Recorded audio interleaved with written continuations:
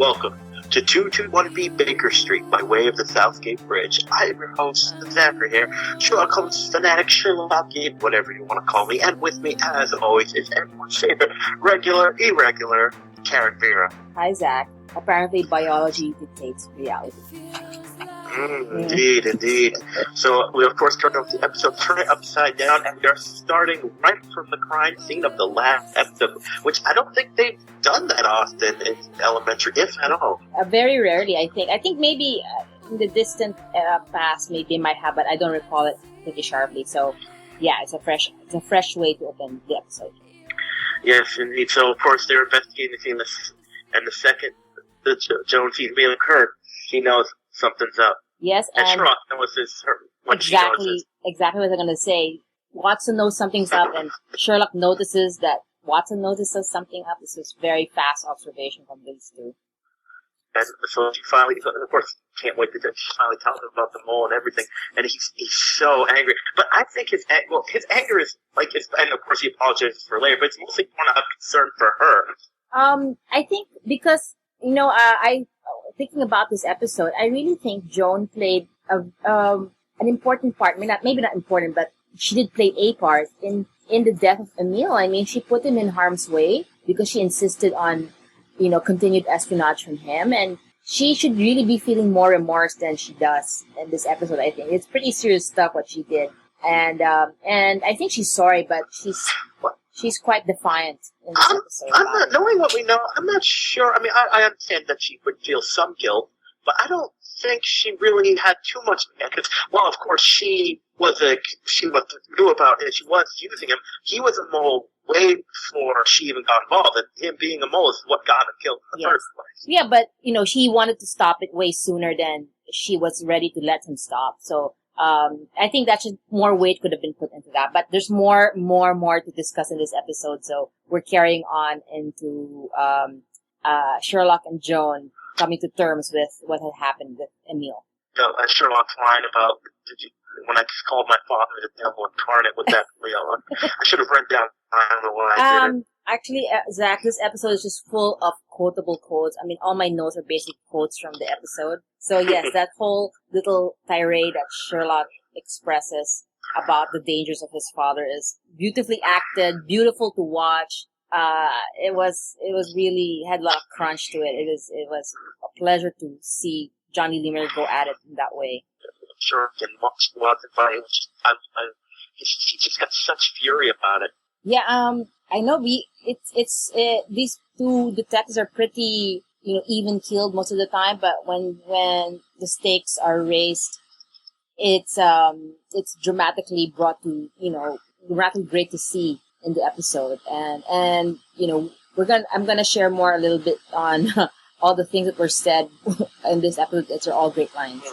Yeah, but. Well, I love how the reason Joan that she's having, if we wondered why she didn't tell Sherlock, it's because she was actually worried what he would do with the knowledge in the situation, because he overreacts to his father. Well, I think Sherlock's been at this position with his father. I mean, we don't know whether to trust his side, right? Because it's all we've had so far, and the way they presented Morland is quite even-handed, and so it's a unreliable narration of what Sherlock said about Morland, but more will be revealed about Morland as the episode unfolds. Indeed. Yeah. So from there, they go to Sherlock goes to tell Morland about the incident. Again, we got no reasons. Again, at this point, like you just said, we don't know whether he's a villain or not. No, we don't. But this is what we need asking for. The last 10 episodes of the back half of the season. So I'm glad we're finally getting to it. Yeah. And we should note that this episode was directed by Lucy Liu. You know what? She gets the plum scripts, huh? And I don't know if it's all the episodes she's directed has been, a well developed episode each time. So I'm excited when she directs something. She seems to do a good job. I have to look back and see. I remember one or two, but I have to look back to see all the episodes she directed. But she usually does a good job. Yep, she does. She's really good at it, and she gets great performances, and she also does a lot of visual direction where the angles are off kilter at the very start of this episode, and it gets a little bit more on track as the episode and the picture gets clearer as the episode wears on. So it's a very thoughtful director. So excellent job by Lucy Liu. One thing we must mention about the scene is when Sherlock says, "Don't worry, father, I'll find the person responsible." At the time when he says it, that's a straight up threat. Yes. I think he meant to say, I meant you, Dad, when he said that. Yeah, I know, right? Yes. So from there, they go, Belle and Walter are interviewing one of the survivors whose sister sadly died. But it turns out she actually died from some kind of weird reaction. And it turns out the only thing and this has got to go up there and like say clues. Turns out she's allergic to mountain lions. Specifically mountain lions, yes. I think, is this a nod, you think, to the original Conan Doyle stories? Some friends have told me that that's very Conan Doyle-ish to have that kind of bizarre detail that plays a part in the breakthrough of a crime. Well, I'm not sure if they ever used an allergy like that specifically. Again, in that timeline, I'm not sure how much people knew about allergies. But it's definitely Doyle-esque. Yeah, I mean, just a weird fact will be the breakthrough. I mean, super bizarre fact can be the breakthrough to a story. It's funny, and I'll probably bring it up because they talk about it, but that's something you could go your whole life without knowing you're allergic to. That is pretty dangerous. But I think she knew, and it was, maybe all taxidermists are psychopaths. I don't know. So beware. We'll get to that about psychopaths and taxidermists later in the story. Oh, there's so much. I cannot wait to talk about it. So, we have Sherlock, and Gregson, when he talks to Gregson about it, he says, "You mentioned your father was right," and God, there's so many. Again, if I wrote down every line I loved from this episode, luckily you probably have, yes. I would have like a whole page just that, like when his father just, that was the other one I forgot to mention earlier. There are countries you read about as a child that don't exist. Because of him, yes. And there's one here where he says, my father is, I forget exactly what he calls him, it's like, is it whatever, and it's like, it's not exactly a work conversation. And what I love is, it shows how much Gregson knows, because he says, I would tell you to stay away from him, but I know you're not going to do it. Yeah. So, I was all, Sherlock has a new dad in Gregson. So and people who have killed their fathers believe me, I know, collect father figures, and Gregson is definitely a father figure. I know, that's so sweet of Gregson. This episode had it all. It had, tenderness like that. It had high stakes. It had punchy dialogue. It had, a crime that was giving us a bigger picture of where the whole season's going to be heading to. So this is like an A+ episode. I'm going to grade it right now, even though we're like 10 minutes into our conversation. I'm already ready to agree with you. It's definitely up there. Yeah. So they're at Emil. It's Kurtz, right? Yeah, Emil Kurtz. Yes. Yeah, and they're at his apartment. And can I work at a place that gives me a place that nice?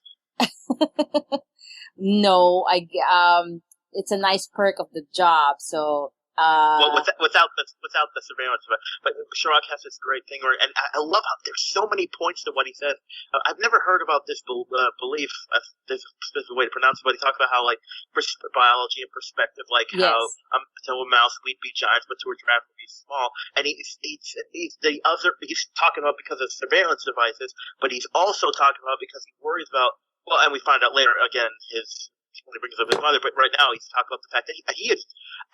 It really goes to show Sherlock he is like afraid of becoming his father because he believes, at his core, Sherlock believes himself to be a good man, like at least ethics and morals and that kind of thing. Yes. But he knows his father. It's like that thing. You remember that chart I talked about and I sent to you about neutral good. Yeah, the different kinds of evil. Yes. Sherlock is chaotic good, and Moreland is Moriarty is chaotic evil, but Moreland is like chaotic. Well, I don't know if he's chaotic, but he's neutral. Like he is very ambivalent, and I love the idea of Sherlock's father being like that. Like it's not that he's evil; it's just it's business to him. Yeah, that's a fantastic observation because I think because he's so afraid of becoming his father or being like his father, I think that's why he in his own mind he pictures his father Moreland as super evil, super terrible, just to reassure himself that he's not going to become like his father. So that's a really great insight. And that's a level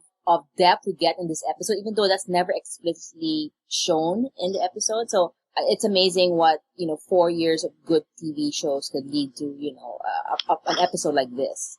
Exactly. Yeah. So they figure out that obviously there can't be too many ways to get mountain lion hair on you. There's really only two. You keep one, either you work. Although I noticed they didn't mention zoos. Interestingly, Yeah, enough. they said zoos because there's no mountain lions at present in the New York City. Oh, zoos. that's what Yes. they said. Okay, that's so why they we said had to so look for quickly. a You're second source of mountain lion Well, hair. the other source is keeping it illegally, but then they think it's the next source, taxidermy, and they actually find a taxidermist. Yep, very smart. Yep. Yeah, and he just admits right to it. Yeah, whatever. I love this scene as well. I mean, I guess that's a true mark of a psychopath. Like, okay, you got me. Here's what I'm going to tell everything. And it's a wonderful done scene of him sharing what he's been up to. This taxidermist has been up to for the last couple of recent period of time, and it's the faces of Gregson and Belle as the taxidermist tells the story is. Yeah, it's priceless. that someone just walked in, Yes. made small talk, and says, "Hey, you want $50,000 to kill someone?" But what's great about that is, that wasn't the first kill. The meeting he's talking about was a different. And I was like, whoa! And even Gregson was like, ah. Yep, and I love this taxidermist guy. I mean, the actor who plays him he had basically 2 scenes in this episode, and they hit the spot so well. And he confesses that what he's done, and then he said, "Oh wait, there's another murder I'm talking about," and then Sherlock and Belle look at each other, and so we find out that this guy he can apparently just enter somebody's store and get a hitman for hire, just like that. And we'll get to know why later on in the episode, but it's interesting that he just openly admits that he's done all of this, and there's more to say. Yes, and so from there they look into the other case, but they can't really find any connection between the two victims. So they keep looking. They look into it in the story. What really throws them is the story. They just can't figure out how because he wasn't a hitman. He was just a taxidermist someone randomly approached and offered money to. Yep, and was willing to do such extreme tasks. So how did they find him, and how would the person hiring him know that he would agreeing to such tasks? And you're right, what is the connection between the two victims that were shot by him? So that's a new direction of the case. Now we get to, from there, one of my favorite scenes in the episode, Gregson and Moreland. No, I didn't anticipate this happening, but I'm glad we have a scene of them together. Oh my god, I like this. We got Aiden Quinn and John Noble. It's like, yes. Yes. But again, it's you can see at the beginning of the episode, it was so much fun to see Moreland basically fanboy over Gregson. Oh my god, Gregson, because Moreland knows that Sherlock admires Gregson so much, and which is he doesn't get. And it starts off so well with that conversation, but, from there it becomes quite contentious. Well, when Gregson, he talks to Moreland with no fear. Yes. He talks to him as an equal, like he doesn't think of it. And the best part, when he essentially threatens him, and how protective he is. Yes. Of Holmes and Watson. And you gotta remember something. He of course, Watson, but he's threatening him about his own son. Yeah, I know. If anything happens to your son, I'm coming after you. Yes. And he does it in a very Gregson way by saying, "I'm not going to be a cop, if I..." Oh, there's so many. We could do a whole episode just on the line. I know. Truly. All my notes are basically lines from the episode. But, this encounter was a nice gift to us, the fans, because it illuminated a lot of the larger story, the characters and their history, and it was beautifully performed by both Aiden Quinn and John Noble. So another A+ scene in this A+ episode. Now, this Gregson, what he says to Marlon, there's something I'm going to bring up later. It's but you'll see when we get, because there's something I realized when I watched the scene when I did the rewatch. So from there we go to the. Do you have the doctor's name written down? I don't have that in front of me. No, that's the one thing I didn't write down. Dear me. I don't remember the doctor's name, but so they go to her office, yes, and they're investigating, trying to see if they can find her. Like she was the kind of person that would go to trial, say, "Oh, this person's guilty. I mean, this person's crazy. Yes, person deserves to be let off." That kind of thing. But they're not really there. And but then Sherlock, I love it because this shows how he listens. He says, "Wait a minute, you're researching. So what are you researching?" Yes. And so from there, we find out that we get this lovely scene with, I believe it's, let's see, a cockroach, a rotten crabapple, and drained hair. This scene was terribly terrible because it's gross, but it's priceless and, gave me so much enjoyment to view and see. So, So yeah, Sherlock, he discovers that it's all about testing with, your proclivity for extreme acts, and the way he shares his discovery with Joan is to bring out, yes, a dead cockroach, bad fruit, drained hair, and a sock that's been used not in the way socks are meant to be used. So, and so it turns out it's a survey made by Yes. the doctor called the Dante survey. Yep. I wonder if that's an intentional reference to Dante's Inferno. I'm going sure to it hell is. and- That's how thoughtful the writers have been all this time on Elementary. So I'm sure it refers to the, the seven rings of hell. And also Sherlock already referenced, the different rings of hell in a previous episode in reference to his yes. father. I Episodes know ago. what's great is, I love, because this, again, shows Johnny Miller's skill, is when Holmes is interested and excited about something, Yes. like genuinely. He is fascinated, and you know what, to tell you the truth, I would be too, but it's great to see, because, again, I hate a cold and emotionless Holmes. I don't, because that is, to me, that is not Sherlock. Sherlock Holmes, even in the original, was he's a man of passion. He was a gentleman, but he's Yes. a man of his own passions, Yes. interests, and stuff. There are it's only certain things that excite him, but he does get excited. Like in Exactly. the original canon, it would be a great concert, a good show, Yes. of course, a case. But this one, he's just so fascinating. And Yeah. apparently, the doctor had a method to try to weed out, and like he said, it would completely revolutionize. Sentencing. Yes. Yes. So yeah, because if you could standardize a certain, sentencing for very, very heinous crimes, then, this could upset what Sherlock calls the apple cart, because as he says, race and wealth play a far greater role in sentencing than we would care to admit. And if all things being equal, this would wreck basically the justice system in the U.S., I think, that's why it was a controversial testing thing. But apparently other people have used this test for other purposes, as we will discover soon. Yes. Yes. So from there, Yes. we get Moreland going to the brownstone and telling the psychic he's going to reveal everything, and that he realized that with Gregson being there, that they think of him as a suspect. Yes. Now, Yeah. I said earlier there was something in the Gregson-Moreland scene I want to mention, and I want to mention here. See, Moreland is a lot of things, Yes. but I believe he has his own image, and even something that it takes a lot to shake him, but I think what got to him was what Gregson said. Not that it, say, scared him or anything like that. What did it, to me, in my opinion, Yeah. was the fact that he realized now he knew Sherlock didn't like him, obviously, but that's when he realized his own son thought of him as a straight up murderer. Yep. That he would directly confront, because it's been like vague crimes, things that happen up in other countries. He would involve himself in these financial deals that would have bad consequences, and those are pretty vague and distant. But when Moreland does realize that Sherlock has straight up accused him of killing people or putting people in harm's way in a very direct manner, that's when Moreland, he can't take that kind of perception from his son. So, that's why he shows up at the brow to say, here's everything. He doesn't want to have that perception remain with his son. So he wants to change his image right away. And so, yes, that's a very likely motivation for Moreland in this. And also, if you think back in the last episode, the whole thing was that he actually wasn't lying when he was looking for something. I think Moreland we can also infer that he realized that Watson was scared of him. Who was scared of him? Watson, when he was looking. Yes. Now that we know he's looking for a ring, remember last episode? Yes.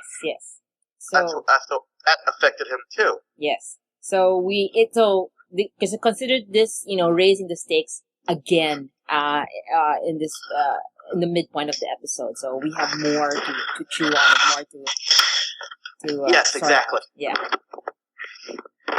Now, then we get, this is just full of, this is probably, I don't know if I'd call it my favorite episode, but it gets high ranked for me in that it gets a lot of my favorite scenes. In one thing, you know what I mean? Agreed, yes. Yeah, there's so many, like each scene has some fun piece of dialogue, some insight that we get more into character, or some interesting development in the plot of the episode. So it's just a strong episode from scene to scene to scene. It might not be, there might be more significant episodes like the Moriarty episodes and the Kitty storyline. But yeah, this episode is just strong from a storytelling manner that, it makes it a really exceptional episode. Yes, and we have this scene right here where we actually get, and I love when they do this, a Holmes canon quote. A Holmes what quote? Sorry? From the original canon, original story. Yes. Is it about the twisting the facts to suit theories? Is that the quote? Instead of theories to suit facts. Yes. I thought that, and I looked up it, and what I love about the scene, besides the quote, of course, is that Sherlock is genuinely displeased with himself. Yes. So even that dimension we get to see from Sherlock and Johnny Lee Miller. So he is upset with himself that his biases do get in the way sometimes of his deduction, and especially when it comes to his father. So yes, this realization is also well played in the story of the episode. Well, that's why he apologizes to Watson when he realized she was right, that who knows how he would have reacted to the knowledge that she had a mole, she was protecting him. Yes. So really fantastic. So this scene now leads to going back to the taxidermist, and again, sorry. Well, I was just gonna say, first Moreland talks about trying to weed out the mole, and I'm genuinely curious what that man's proclivities was that Moreland was blackmailing him with. Oh my God, you can get anything in the city apparently. So I'm sure Moreland would be that kind of person to have that on file in case he needs a weapon against anybody. And just a minor thing in this sequence as well is that I like that Moreland has like a personal briefcase handler. He doesn't handle his own briefcase going up the stairs. So that's how the rich people are, I guess. So those kind of things I found amusing. Yes. And we see that the rival company generally didn't know who the mole was. Apparently there was a third part, like all the information was just given to them. Yes. So that means, some power players, is being weaved into the story, and that has Moreland and Sherlock appropriately intrigued. Yes, and Moreland suggests they work together. So, they go back to and Bell's the crime techs have found out that there is actually a connection between Ketch and one of the victims. Yes. And it turns out, that was interesting, I made a note of this, is he tells that he took the Dante test, but to him there was just a random online survey, like he said, who's your favorite? And it's kind of funny that they picked Joffrey because, vicious sociopath, so it does fit. Yes. So maybe the Game of Thrones tests are really psychopath testing things. Yeah. And apparently this is a very long test, so he was really into taking this test, because I think I would have quit by the second question. Probably. Yeah. So I made a note of this. I realized, I didn't even think of, obviously, because it's where they were going, but I thought, when he said he took, I'm like, wait a minute, if the test sociopath or psychopath, if you were shot, if you could lead them out, and the second day, I'm like, that's what it is. Someone intentionally wanted to look for psychopath. Yes. So we're getting, progress into this, the mystery. And so that's why it turned it upside down, right? So instead of disco music and Sherlock, I never thought I'd see the day. Well, we had he should nose flutes. And as Sherlock said, taking the test is analogous to eating drain hair. So, Mr. Taxidermist was a true psychopath, really, I guess. Yes, and we talked about that. It was that he looked into the companies, what would have changed, and it turns out there was this attempted suicide bombing. Yes. And that the bomber took the test. Now, the second he said money and grand events, my brain went to Moriarty. Really?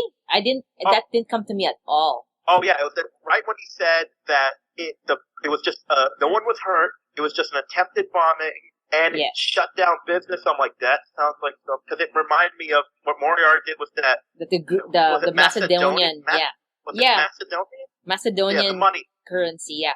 I mean, at the end of the episode when Moriarty does get introduced, yes, of course, it really fits into the pattern, but I was so deep into, the storyline that it didn't occur to me that Moriarty might play into his whole plot line of season 4 with Marlon. Yes, well, Sherlock talks, and then we find out that Marlon actually was looking for an item, and Sherlock believes it turns out it was a ring. Yes. And it was his mother's, and she believes Marlon was going to use it. Oh, and his disdain for Marlon. Yes. When he's gonna give it to solve his great love. Oh, the way he says great love. Yeah. That was, again, that's how Lucy Liu got this performance out of Johnny Lee Miller. That's, we saw Sherlock, being giddy with the excitement of discovery of the testing, and here he's telling a very heartfelt story about his mother, and he decides to share that his mother was also an addict, which I'm sure has some significance to the former sober companion, that is Joan Watson. And I'm told this is again another Conan Doyle reference about the blue carbuncle, which I don't know. I was just about to say that. I don't know what a blue carbuncle is. Maybe you can let me know what it is. It's actually one of my very favorite Sherlock. It's one of my top 5 favorite Sherlock Holmes stories. Is a carbuncle already a piece of jewelry? It is. It's not a ring, but it's a piece of jewelry that gets stolen, and Sherlock must find it. And I won't, because I want you to read it. I won't tell you too much, but I will tell you it involves a goose. Okay. Oh my God. Okay. Yes. A lot of geese, actually. It's one of my favorite. I've watched it again and again. Jeremy Brent, my favorite Holmes, does an excellent version. But yes, I figured it. I mean, it's kind of a veiled reference, I guess. Yes. Because I prefer more direct reference. But yeah, it's probably intended to be the blue carbuncle. Yep. So, again, the line gets said, biology dictates reality, and once again playing to Sherlock's fears that he might be like his father, he might be, I can't even say it. He might be like his mother. Well. I'm feeling very Prince here. So that's, and it's given us this Sherlock Holmes who has this, family legacy of difficulty. At the same time, he's a brilliant, he's gifted, and it's a well-developed character. And, I think Johnny Lee Miller, this is the best role he's ever done in all his acting career, including Trainspotting and a few other things he's done before. He really, I think, is enjoying crafting this character and performing it so beautifully. To play someone so iconic. Yes. And to play somebody so iconic when there's a lot of really good actors who've played this role, but yet he's found, his own sort of mark on the character, which I'll share later on in the final thoughts portion of the podcast. But so we get to the wrap up, and it turns out the doctor's assistant received money. Yes. Whenever now she was obviously due, but she still took money. Turns out someone approached her, said he was with the CIA. Yep. And had her send them the data. And when she gave the name of Babbage, Sherlock visibly shaken. Bam. Yes.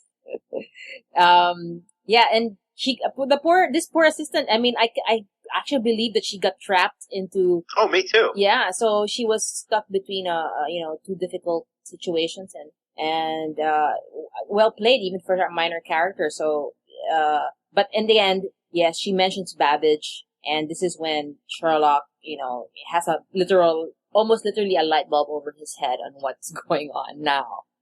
And he connects these two mathematical personalities to Moriarty, who like to make these references, quote unquote, just for fun. And that's where the episode ends, on a cliffhanger. Yeah. Oh, and you got to know, Sherlock makes sure he picks a place to tell, because the second he hears more, because Moriarty's the type to have eyes and ears everywhere. Oh my God, yes, that's why he has to find a place where he thinks that they might not be overheard, that they've made. Oh, and he kicks himself for not figuring it out quicker too. Yep, that one was also portrayed in just a few minutes of screen time. You get how deeply frustrated Sherlock was about that. Yes. So and we end right on the saying more. I think actually Moriarty's the last word he said. Yes, and it fades to black, and basically every elementary watch like going, their heads, Yeah. we all went I crazy. just double checked. Moriarty's the last word in the episode. Okay, we both said that such a like Sabine being that sound. We both said that sounded very Moriarty. Yes. But that this is where it's a nice, I guess, surprising turn, and I can't wait to see how it unfolds in the next. I just wonder what the end game was the telling, because it's like Sherlock said when and we said this too. We said this before, that when Moreland thought, even shortly, that Sherlock might have been the one to do it. Sherlock said, "If I had been the one, the clue that I didn't do it is that you're still on Moriarty. If Moriarty wanted Moreland dead, he would be dead." Yes. So exactly. I'm curious to see if it's due to be. I mean, is the whole thing a message to Sherlock? And so many. Is it multi-layered? I cannot wait to see where they go. I think it's a safe guess on our part, because Moreland didn't die, that this is some kind of message. But what message is trying to be said? I could see Moriarty telling the assassin, "Wing him." But there was collateral damage in the girl dying. No. What I mean is, when I'm one of many guesses could be that because she was a businesswoman, so maybe she was after that, but she figured, what the heck, Moreland's dating her, so clip him. We got to kill her anyways. Let's get a little extra with it. Yeah, but you know what, Zach? We can go all out. Maybe Sabine was also inserted part of Moriarty's organization, and she was willing to die for if need be for this organization. Or she was planted and duped and killed. Yeah, I mean, it's Moriarty. We could go there. There's so many. I mean, come on, Moriarty would hire. He would hire a guy played by F. Abraham, which was great. Yes. That would time an air conditioner, kill someone, to make it look like an accident. Yes. She don't plan around. I mean, I can't wait to see when they bring her on. So we've been discussing the last few discussions we have on the podcast where, what's going to be the backstory? How is the Moreland plot line going to be resolved? Where's it heading? And it's amazing that they were able to expand it to some kind of some Moriarty in a very concrete way. So I'm so thrilled how season 4 is shaped up to be like this. Oh yes, very much so. Yeah. I cannot wait to see where this goes. I didn't really do final favorite lines for this week because there were too many. There's too many, yes. So why don't you do yours? Okay, I have like 20, but I'm gonna limit it a bit.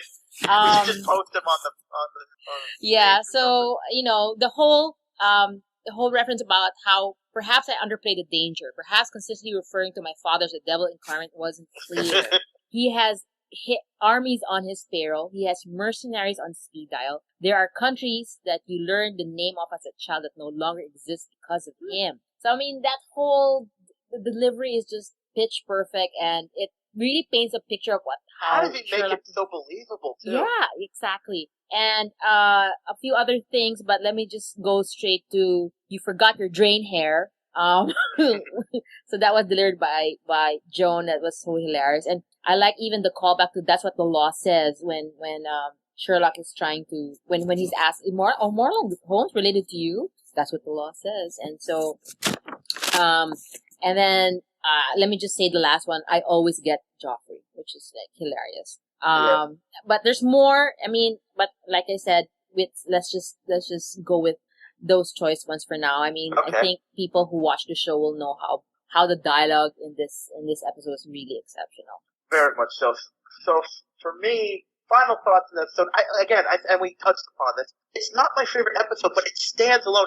These are probably going to be some of my favorite scenes in the whole show. Yes. I mean, we got Gregson and Moreland. We get Holmes talking about his father. We get Holmes exploring his backstory. That's so many good scenes between him and everyone. It's so overall, I think, and I love the lion allergy clue that is so Sherlockian. Yes. That what it would lead to. The idea of the shopping for psychopaths thing that Yes. is so Moriarty. I know. It really shows me how the writers understand what they're writing. And so this episode gets high marks, not as an episode as a whole, but for its scenes and for different moments. Yes. I feel exactly the same. It's a super strong episode because of what dots it connected for us in season 4 and the show in general, as well as every scene was just executed well. I mean, we got so much pleasure from the way the dialogue was delivered, the looks that we see in each other's faces, unsaid communication,